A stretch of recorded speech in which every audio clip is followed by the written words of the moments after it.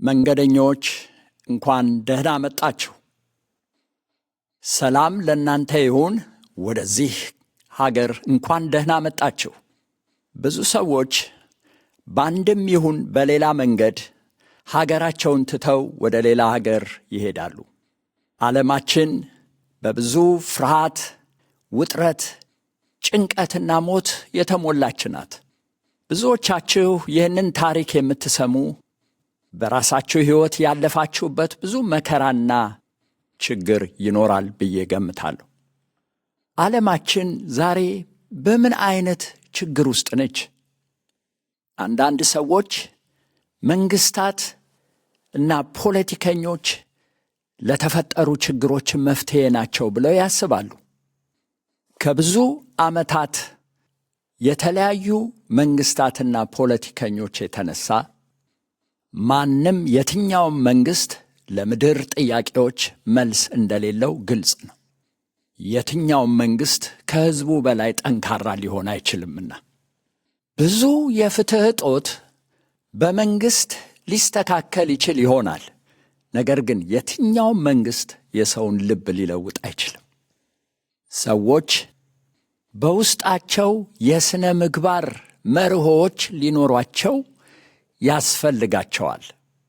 ሰዎች በውስጣቸው የሥነ ምግባር መርሆም ያስፈልጋቸዋል እንጂ በውጭ የሚጫንባቸው ሕግ ብቻ አይሰራም።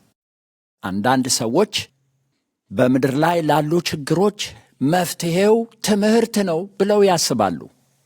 ይህ የዓለም ችግር ቢሆንና ትምህርት ለዚህ የተሟላ ምላሽ የሚሰጥ ቢሆን ኖሮ የከፍተኛ የትምህርት ተቋማት ለዚህ መፍትሄስ ይሆናሉ ብለን ካሰብን ሁላችንም ወደዛ ሄደን የዛ ተጠቃሚዎች በሆንን ነበር።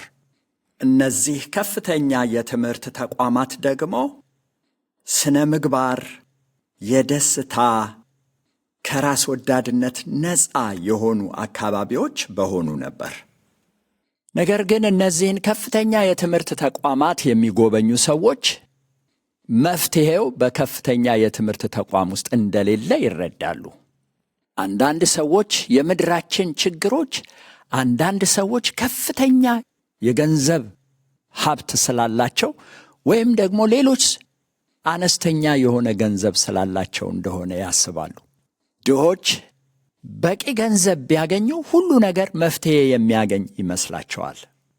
ስለዚህ ተመጣጣኝ የሆነ የሀብት ክፍፍል ለምድራችን ችግር መፍትሄ ይሆናል ብለው ያስባሉ። በእርግጥ ነው በዓለማችን አንዳንድ ሰዎች ብዙ ገንዘብ አላቸው፣ ሌሎች ሰዎች ደግሞ ምንም ገንዘብ የላቸውም። ይህ በጣም አሳዛኝ ነገር ነው።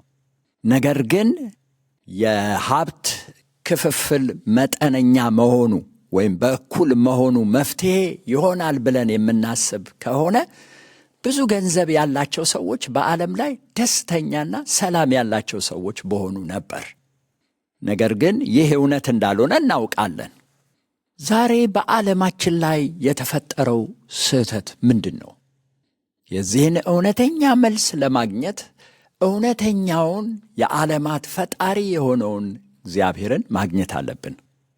መጽሐፍ ቅዱስ እግዚአብሔር ሰዎችን እንደፈጠረና በፍጥረት ሁሉ ላይ ሥልጣን እንደሰጠው ይናገራል።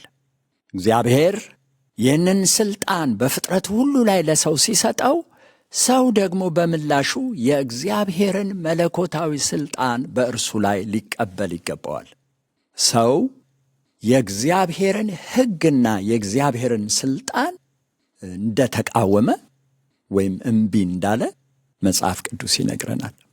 ሰው እግዚአብሔርን በተቃወመ ጊዜ የሰላም ምንጭ ከሆነው ከእግዚአብሔር ራሱን ለየ።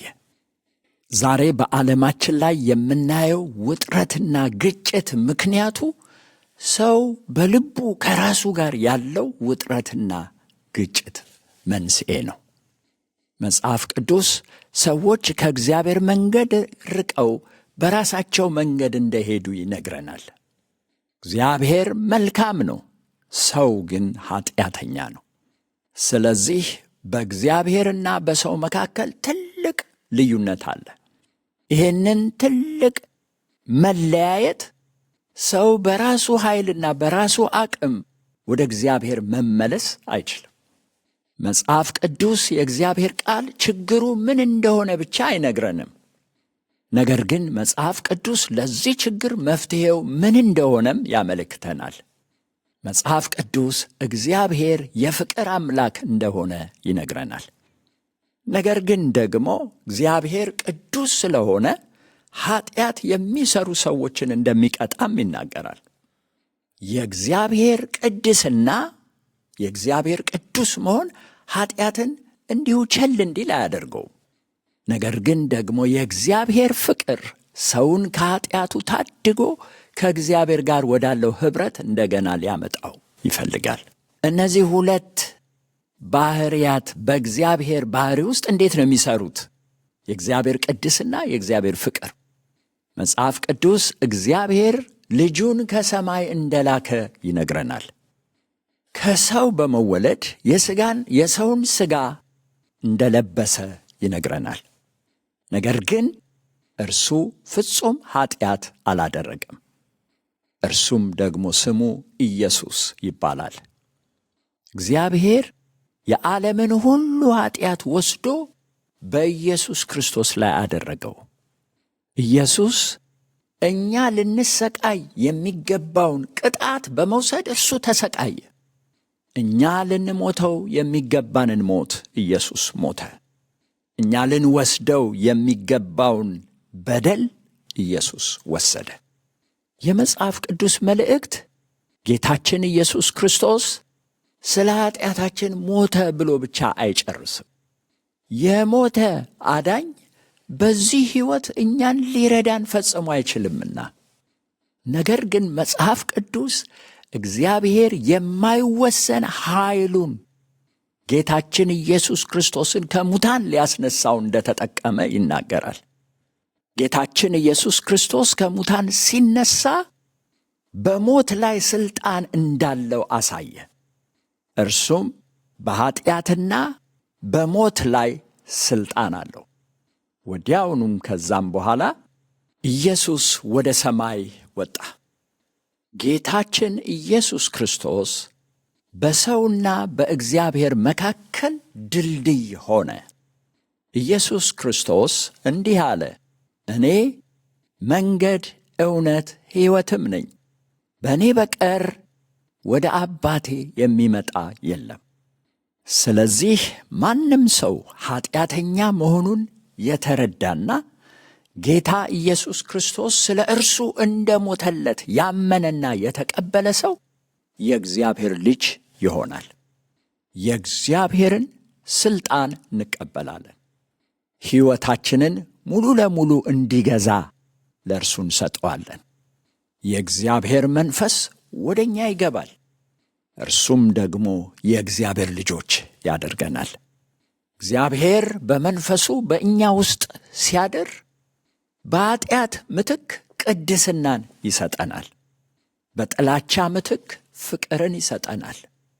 ዕረፍት በማጣትና በውጥረት ምትክ ሰላምና ዕረፍት ይሰጠናል። ከየትኛውም ቋንቋና ነገድ ብንሆን ጌታን ኢየሱስ ክርስቶስን በመቀበል የእግዚአብሔር ልጆች መሆን እንችላለን። እርሱን እንደምትፈልጉት ብቻ ንገሩት።